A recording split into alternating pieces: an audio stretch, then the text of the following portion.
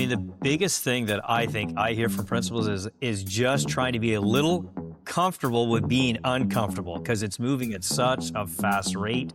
And really, districts are still trying to figure it out. So is there guidelines or policies? Is the territories or provinces on it? And it's putting a lot of pressure on administrators to navigate it and try to work with their staffs to, I'd say honestly, develop what guidelines should look like in their context, in their grade levels, in their communities. And why it's so important that administrators get some professional development focused on this is because don't have time to do it.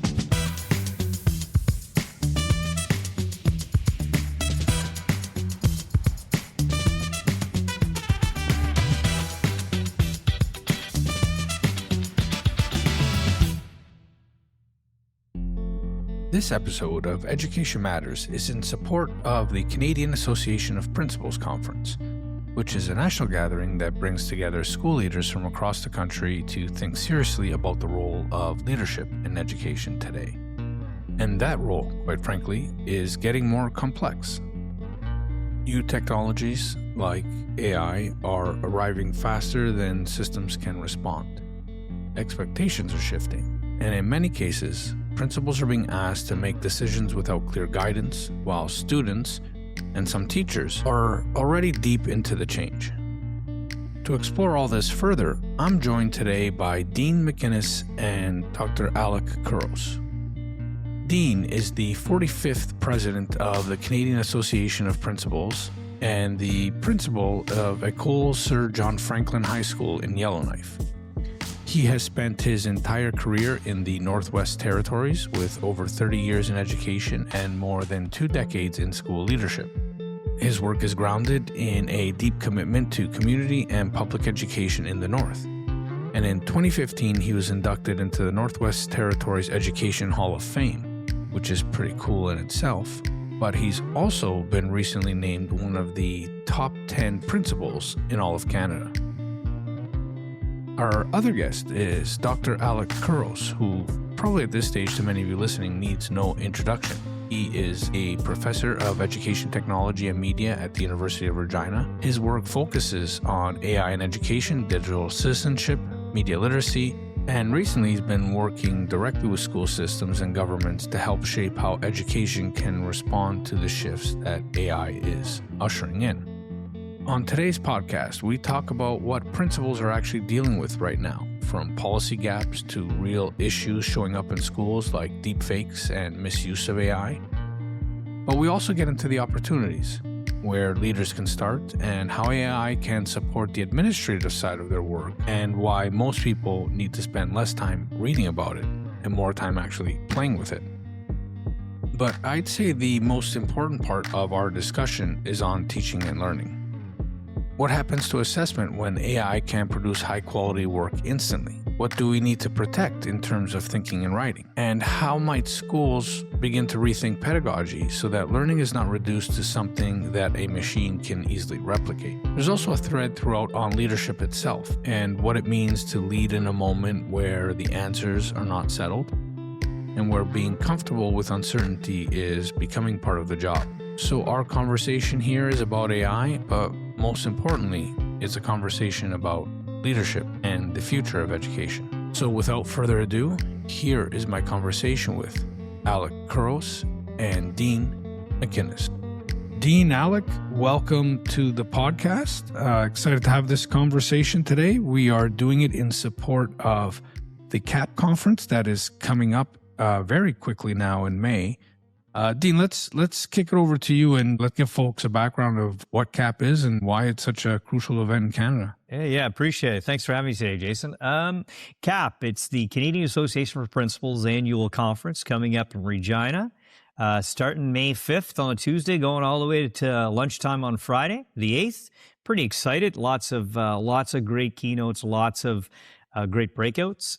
The Canadian Association for Principals it's a very old organization. We actually will be celebrating our 50th anniversary next year, but we're an association that encompasses all principals and vice principals and aspiring leaders in public education across the country, from coast to coast to coast.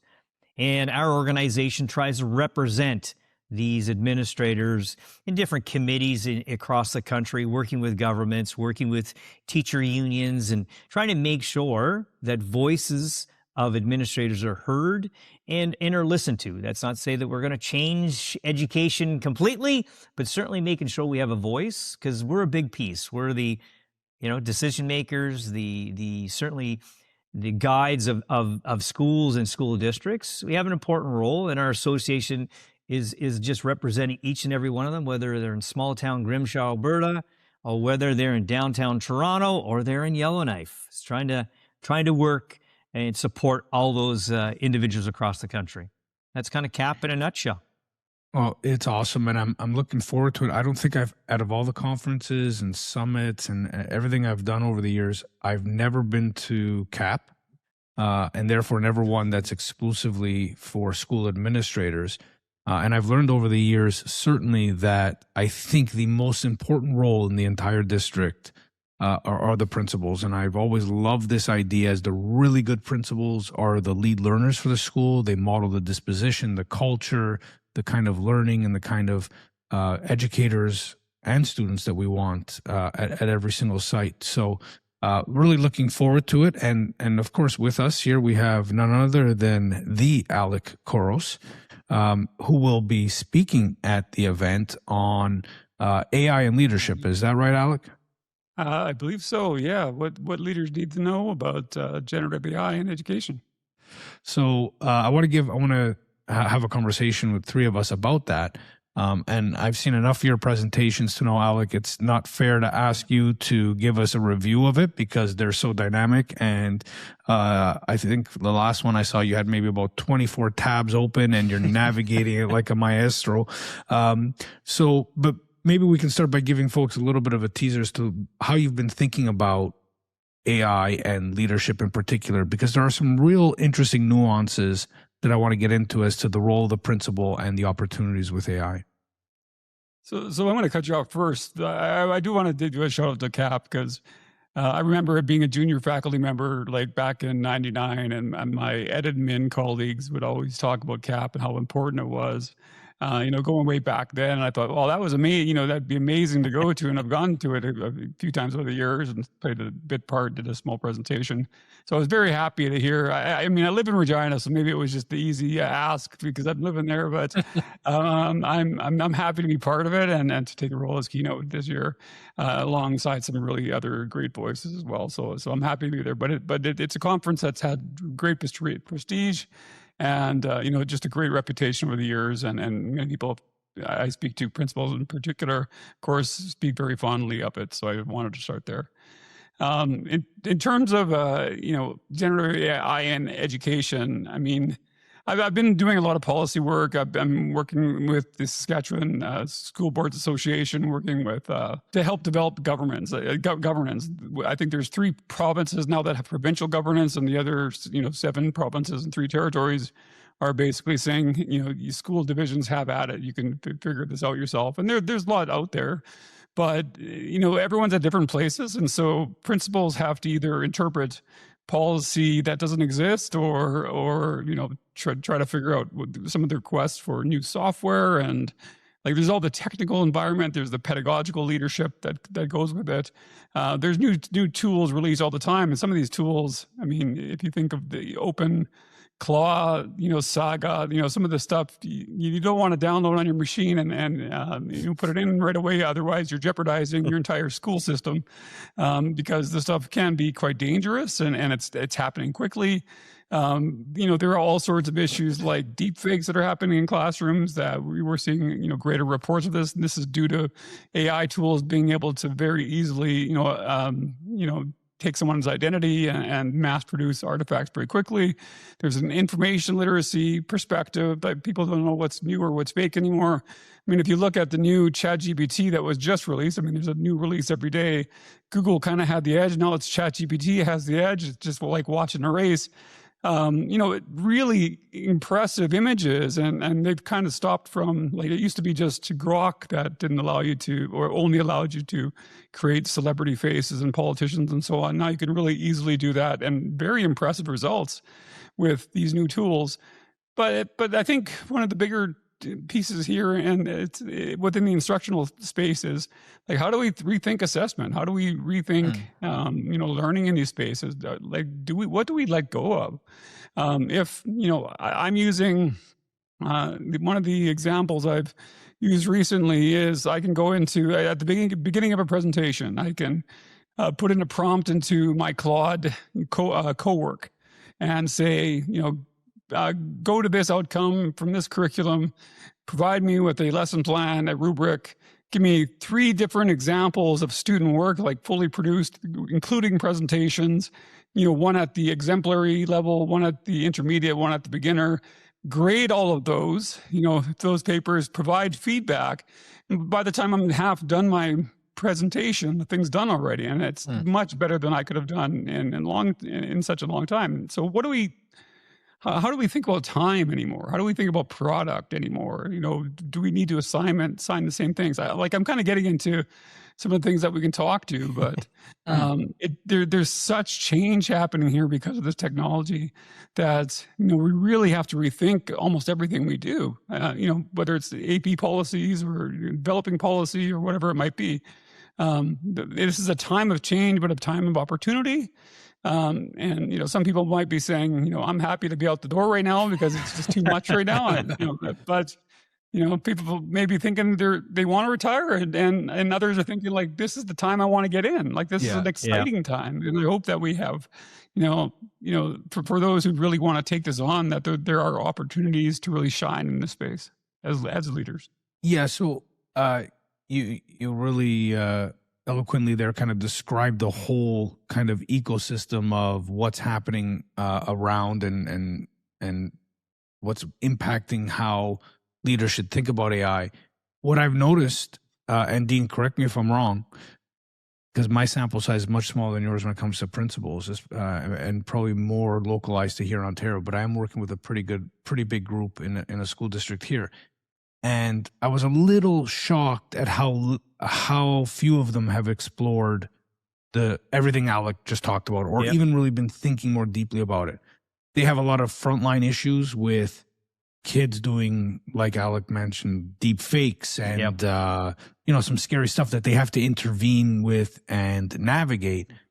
But I almost feel that folks are almost kind of paralyzed out of too many options, and they're waiting for direction. And as Alec pointed out, very few provinces have really given that direction. I think even when they have, it's okay, now what do I do as a principal? You wait for direction from your superintendent, but at the same time, your students are way ahead. Yep. So when you're thinking about everything that Alec just mentioned, is there a particular area or way, Dean, that you've been thinking about or trying to learn about it or even implementing anything? I mean, the biggest thing that I think I hear from principals is just trying to be a little comfortable with being uncomfortable, because it's moving at such a fast rate. And really, and Alec alluded to the fact that really districts are still trying to figure it out. So is there guidelines or policies? Is the territories or provinces on it? And it's putting a lot of pressure on administrators to navigate it and try to work with their staffs to, I'd say honestly, develop what guidelines should look like in their context, in their grade levels, in their schools, their communities.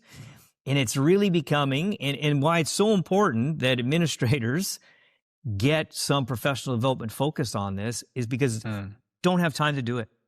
The workload that they're dealing with, they're dealing with so many of the, like say, the negative things that might be connected to AI or other issues. They're not getting to get themselves caught up. Work on with their teams what guidelines look like, expectations for staff, expectations for the kids, learning opportunities.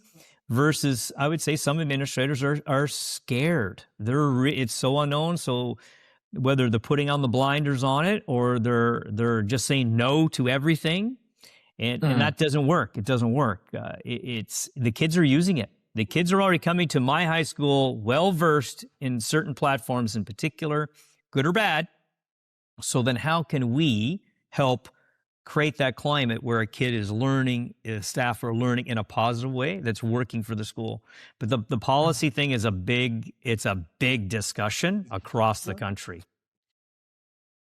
Yeah, and I think the policy, and rightly so, is more aimed at the teaching and learning side, right? Mm-hmm. Because there's a lot of things to figure out there. But I'm not sure a lot of principals, or enough principals, I should say, have really thought about the administrative side of their role and what kind of opportunities there are there. I'll give you an example. I don't know about your areas, but all I'm going to say to all the principals listening is, like, those parent newsletters need a ton of work, right? And that's like almost an ideal use case to start implementing or playing with AI.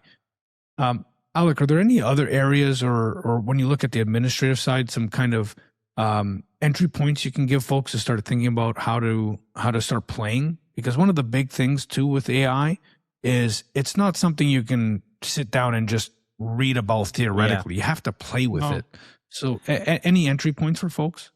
Oh, there's lots of them. I'm actually working with a high school recently requested they want, and I think I'm seeing this as a trend, because administrators, again, as you say, they're doing the teacher and policy covers some of the teaching and learning side, but the administrative side, like a lot of leaders are just saying, like, I should be using this for budget forecasting. I should be using this for communications and all of the things that we do.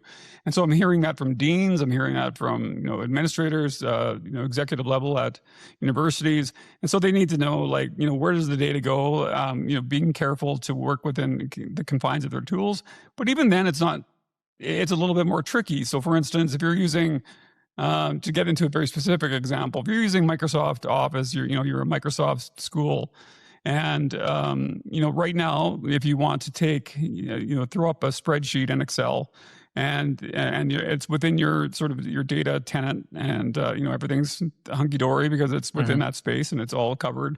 If you click that, if you happen to have Claude in your Chrome browser and you happen to because the analysis is better on something like Claude, you can click that button and automatically that will just take it outside of the data residency.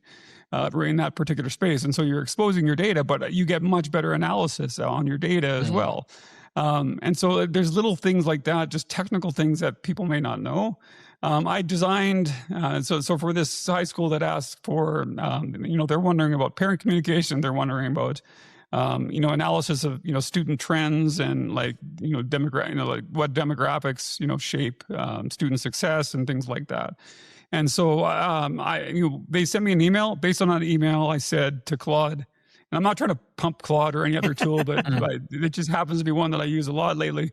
I was able to create a full website. And I could share it with you later if you'd like to see it. Full website that not only included like background to privacy, and of course, I vetted all of it, but I just didn't, send it over like that. Back down to privacy, things specific to the Saskatchewan context. Because it's the Saskatchewan high school. Then, the 4 things they wanted to do, I not only included tutorials to it, but I included data sets that we could actually click on from the website, play around with that data, because of course we don't want to use real student data. And so more and more, like the tool also helps you to learn in such a great way. We were thinking about how AI is helping AI to learn. Like the newest, I think 90% of the new version of ChatGPT was probably coded in using AI, using like Codex. And so, we should be also using it to learn as well. At a level, where we are, for most principals, we have, principals, of course, have advanced degrees. They have lots of experience being a student. This works really well for us. These tools can be really great to extend our learning, but then we have to think on the other side of things. How is that, the 5-year-old, getting into school as they're exposed into these things, and what do they need to know to really, think about before they even touch these tools? And what do teachers have to know about that in terms of developmental, pauses and, when to introduce AI and in what ways, the way we speak about it. There's just so much at stake right now. And so, again, you're kind of speaking like at the productive level in high schools. I think there's lots we can do there to benefit teacher workload, administrative workload. But on the other teaching learning side of things, that's a whole different gamut. We have to treat that very, very differently. I agree. So let's come back to the teaching and learning side. I want to drill down into a lot of that, Alec, because, like, for example, for us 3, gray beards, gray hair, no hair. Cognitive offloading to a certain degree is okay because we've done the study, we've done the work, we've been in the workforce for. Oh, it's vital. It's vital. Got the background knowledge, right? Yeah. We've also have that the habits of mind. Like we wrote essays the old way, painstakingly to learn how to write, to learn how to think. I would argue. What are the implications of that, of cognitive offloading for a 17-year-old, 16-year-old about to go to school? So let's come back to that. I just wanted to plant a flag there because Dean, I wanted to give you the opportunity, like maybe give some folks some practical example. Like where did your exploration start? How did it start? I'm not even saying like, how do you start using it in your work, but how did you started thinking about AI in your role? I'll tell you, I started thinking about it, and I was hesitant. Not going to lie, I'm a lot closer to the finish line in the journey than the start line. But it was literally a colleague on staff, and he had been playing with it. He had been playing with rubrics. He had been playing because we're switching in the Northwest Territories. We're switching from basically an Alberta-based curriculum to a very similar BC curriculum. So in that process, lots of professional development staff. So this particular staff member really was taking a deep dive in comparing the curriculum, resources, and really rubric building. And as I just became more intrigued. So I was learning from him. He's doing all the work, and I was kind of stealing ideas. But it came down to, for me, the entry point was communication, was the number of responses via email or letters or, even social media posts that I have to do to my 700 kids and 1,400 families and all that mix. It became such a fast process once I played with it. And I use it all the time. But it's also a learning process. I have a conversation with chat. I turn around it. So at that point, it's not like you're saying, hey, write me a letter to tell the parents school is canceled tomorrow. It's more a conversation with it. So the learning's happening. Like you're still learning through the process. So the piece that was developed at the end of it is my work. And I think that's what shies many, I'd say, experienced teachers, I would say, or experienced board office people, it shies them away. They get nervous about that. Is as we alluded to, is the learning process gone? Sure, I'm sure if I asked it to write me a 25-page paper on War and Peace and I never read the book, well, that's not good. But that's where the teacher says to the kid, well, explain it to me in your words. Right. Yeah, and I mean, one of the best overall use cases for everyone is as a thinking partner, right? Not as necessarily a production tool for all your thinking, but as a thinking partner to run ideas by, to get new ideas, to, in that case, check phrasing and things like that. Okay, so now if we do turn to the real crux of the issue and look at the implications for teaching and learning, Alec, how do we think about pedagogy writ large? Like so much of, and let's take my two fields that I love to study in literature and philosophy. All of that, especially at the high school levels, is, let me say, AI-able, at least the traditional way we've taught it, which is, lecture, discussion in class, and then go home, read the text, and write the essays. How do we start thinking about a pedagogy that is not so easily AI-able? You have to kind of go back with like, what grade are we talking about, right? You just spoke about the idea of AI as the thinking partner. And I think that's one of the key ideas. So there's one method I've seen recently where you can summon a council. So it's sort of like you've heard of a steel man argument or a straw man argument, right? Straw man argument versus steel man. Steel man is like, if I have an argument and you actually oppose, if you're Jason, if you don't agree with me, for you to articulate my argument is what's called a steel man argument. And I think there's a lot to be said in that sense. So you have to know enough about the person's opposing argument to to take that up. And doing that live, doing that in a way that we can provide evidence is really, really important. So it's not, and I think we've come from a place of surveillance versus providing evidence. And I think that's a real big piece around this. Like we've never really, we've never, especially in recent times, especially in higher ed, we see, first drafts and that sort of thing, not so much as like progression, but this is evidence that people have actually done the work themselves. But we shouldn't be using it as evidence. We should be using it as data to inform the feedback. And sometimes it's done, but in the last little while, it hasn't been done in the same way.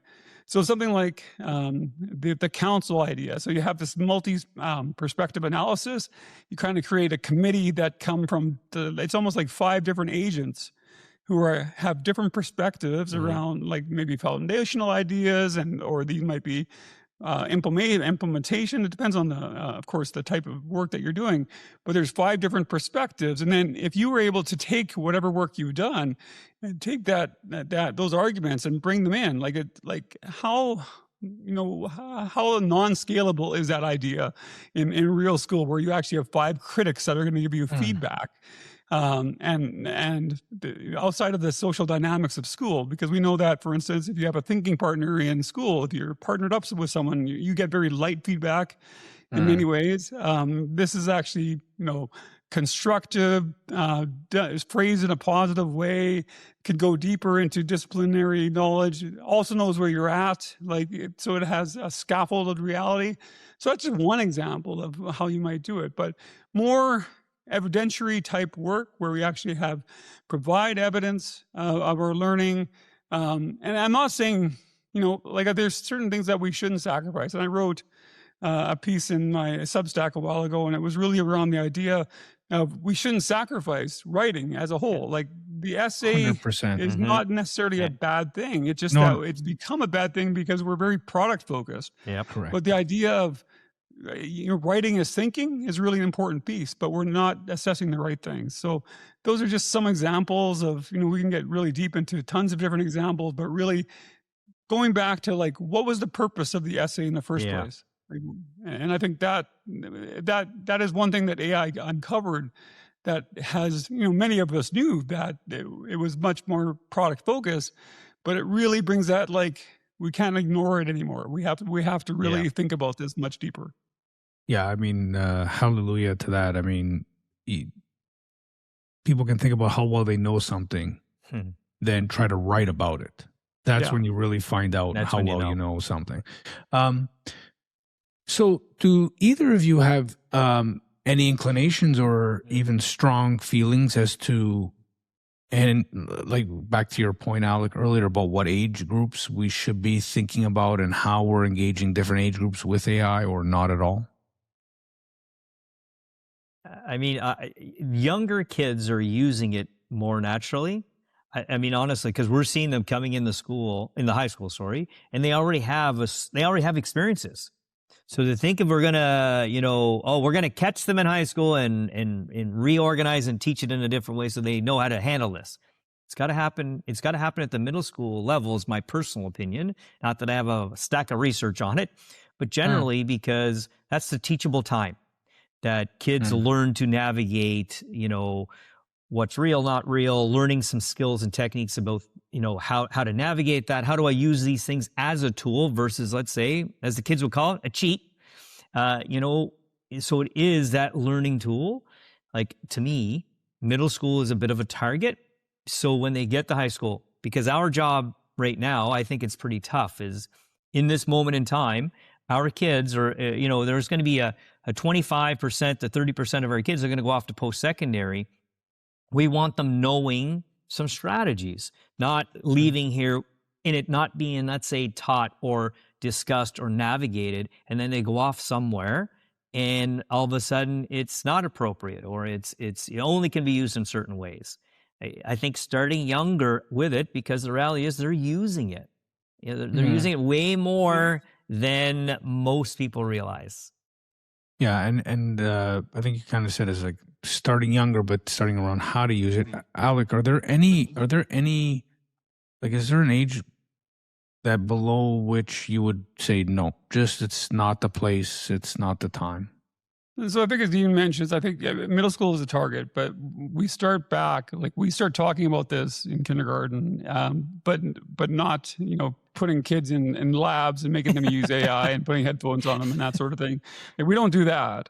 But we talk about it. Like, how do we talk about AI? Let's not anthropomorphize it. Let's not let's be sure that our language is really clear about it.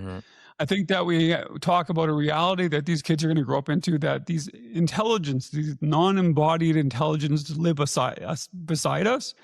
But, we caution them that if you rely too heavily on these things, you are not going to gain the intelligence that your parents have or your guardians or other adults in your life, or the teachers in the room, or even the high school students. So we be very cautious about that. So we do this I think of my mom's soup analogy. She makes this lovely lemon orzo Greek soup, and of course, if you put the egg and the lemon together, it kind of ruins it. You have to be very slow about this, right? Or it ruins the soup. So whenever I'm thinking about that particular analogy in school, we have to be very, very cautious about this. So the language that we use when we bring it in, and being very careful to name this threat to our own cognition, to our own intelligence, and my kids know that. Like, it's really interesting. Like, that my kids, when I talk to them, like, their teachers are doing a good job. Like, they know that if kids are using this, they know it's not something that they should be doing at this age. So, like, and one of the things I wrote about recently is just this idea that, like, it's fine to go in grade 12. And if kids have practice writing, to go in and generate an essay and go in and analyze it. But you shouldn't do that as the first approach that you have to writing. We shouldn't be in middle school and saying, we're not going to give you any practice writing. We're going to give you things that you've never written. You're going to be like art critics who have never ever done art, right? And you're going to go and analyze this. I don't think you can analyze this stuff unless you've written it. So I think that's really important, is that we have to teach these skills in a sequence and make sure that there's competency and mastery of these skills, and then introduce things that could be more AI related. And so it's not so much about the age, it's much more about when do we attain those particular sequences to move to the next level. So age is less important to me, but roughly middle school is when we start to introduce AI in a more significant way. Yeah, and I really like that notion early on, talking to them about what it is and giving them and what it is and the implications of it living with us.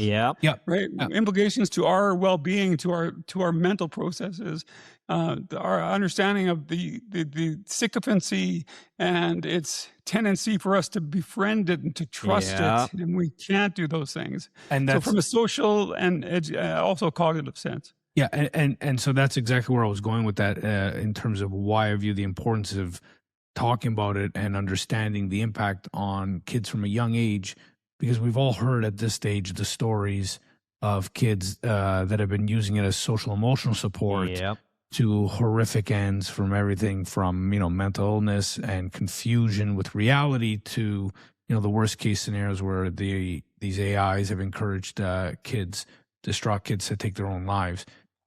So are there any fields that you think are a complete no-go when it comes to an AI tool or bot? Because as we all kind of are, we're aware of what's happening in the ed tech world all the time, and I'm seeing a ton of products aimed at kids around SEL. And I don't know, just maybe call it the Gen X tendencies in me at worst, or actually understanding something about this at best, but it gives me the heebie-jeebies. What's your sense, Dean? Look, I don't know enough about it, Jason, to be honest. I'm with you. It makes me personally nervous, but on the flip side, I have also gotten feedback from a particular parent I've been working with that their child is struggling, and it's been a positive experience. So it really comes down to, it's like Alec alluded to, how you're using it, like in a constructive, I'd say, somewhat supervised, manner. But man, I'm not going to lie. It makes me nervous to some degree. Maybe that's the old-fashioned age in me, but I mean, I'm not sure. But I think it's also like the humanistic side to Yeah. us. So, to me, social emotional well-being is human-to-human contact, right? Eye contact, understanding of feelings, not just of response to words and to grammar and to logic of a sentence. It's what's behind, well, how is that emotionally said? Now, maybe they can start picking up on these, but to me, I don't know. I like my general rule when I'm talking to folks about this is stay away from the social emotional side of it. Alec, you got any instincts or any examples there for us? I think most educators are going to agree with what's been said about this so far. Is, we may not know enough about it, but we know that it's important, that the human contact is going to be really, really important. Apps, I think, will have the tendency they'll have the ability to augment and provide additional experience in, possible scenarios, for instance. And simulations have been used in SEL for a long, long time. So it's not something 100% new.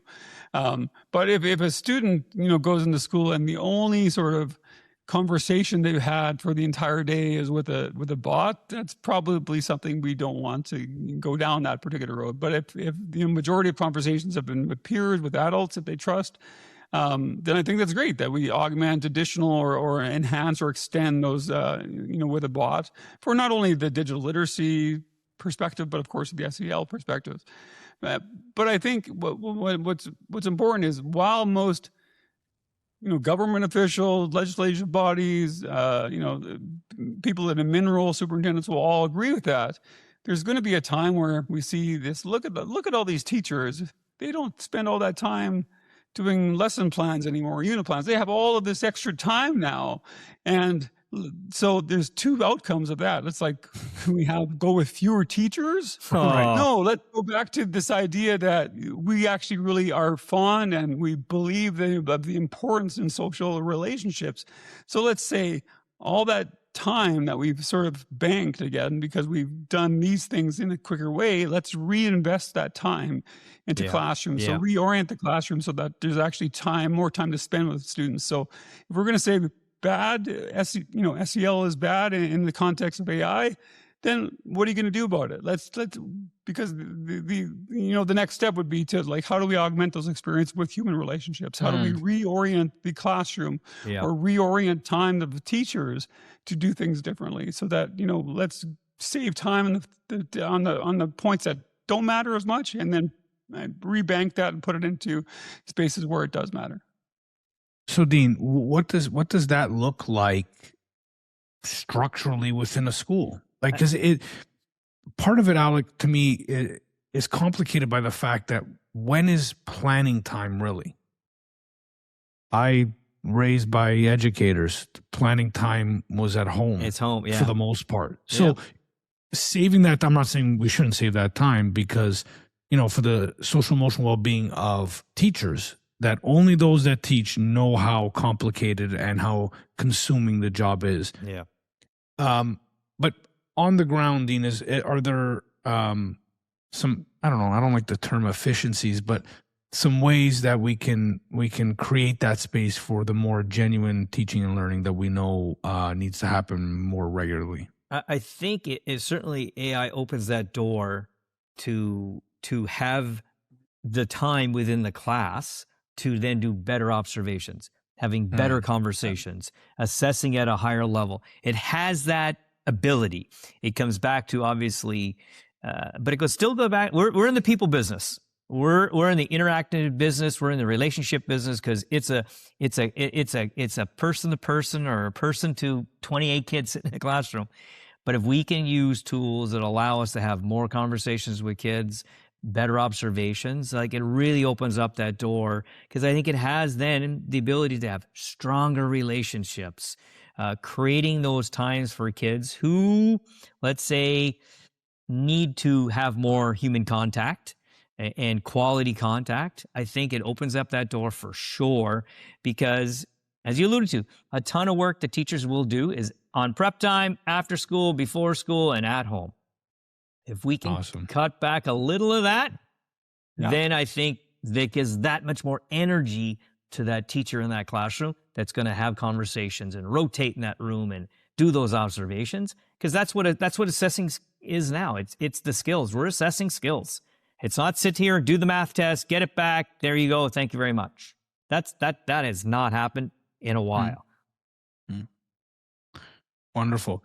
Alec, how do we do in terms of covering your keynote at CAP? We get most of the high points? Well, I'm planning right now. We're talking about planning time, right? He's taking notes, right? Good ideas. I'm writing the slides right now as we go. No, I think it's helpful. We're hitting a lot of the key points. I think that that'll probably bring up and articulate these. I think the planning time question is important, because I think you're right. Like, a lot of this stuff happens unseen from students, but I do think that there is an opportunity, and I think Dina alludes to this a little bit. Is like planning time should be in front and transparent to students. And I think sometimes, like, it's okay to say to the, like, this is what I know about you personally, to the class or to students or to groups of students.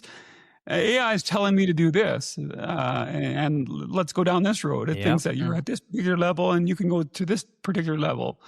And so I think doing things transparently in front of students. Yeah. Well, let's use, I like that. Helpful. And this is why we choose not to do this, because I want to take this human in the loop opinion and say, actually, this is not good. AI is misleading us. Yep. Yeah, I love this. Those processes are really, really kind of an important piece. We can use the AI as an antagonist in the classroom. Exactly. It's true. You get staff like, hey, I'm not going to give you the rubric that I made last night. No. We're going to make it together right here, right now. Yeah. Do it that way. And then you come up with something. And I know a staff member did this not that long ago, and it turned out just okay. But then the learning opportunity for the kids and the teacher to make it what they wanted. Like, that's pretty cool. That's pretty cool. Yeah. So I guess I have permission for my keynote to go up there and pull out a tool and say, okay, what am I going to talk about today? It'll tell you right there on the spot. Right there. I can give you the transcript from this conversation saying, based on this podcast, what should I talk about today? Yeah. What did we miss? Well, with that, fellas, I'm looking forward to seeing you in person, Alec, in your backyard in Regina. And I hope the weather's as beautiful as it is in your background there. Yeah, I hope so. It's quite snowing today, so lucky AI doesn't show that. Yeah. Well, with that, gentlemen, I think we will wrap here, and we'll continue this conversation May 5th to May 8th at CAP. So thank you very much for joining me today. Hey, thanks, Jason. Thanks, Alex. I appreciate it. It was great. Yeah, thank you both. This podcast is recorded on the territory and Treaty 13 lands of the Mississaugas of the Credit First Nation, and on the traditional territory of the Huron-Wendat and the Haudenosaunee. The show is edited and produced by the marvelous and talented Andrew Mastroianni. If you like what you're hearing, make sure you subscribe to us on Spotify or wherever you listen to your podcast. Until next time, remember, there's absolutely no inevitability as long as there's a willingness to contemplate what's happening. I'm your host, Jason Buccheri. Until next time.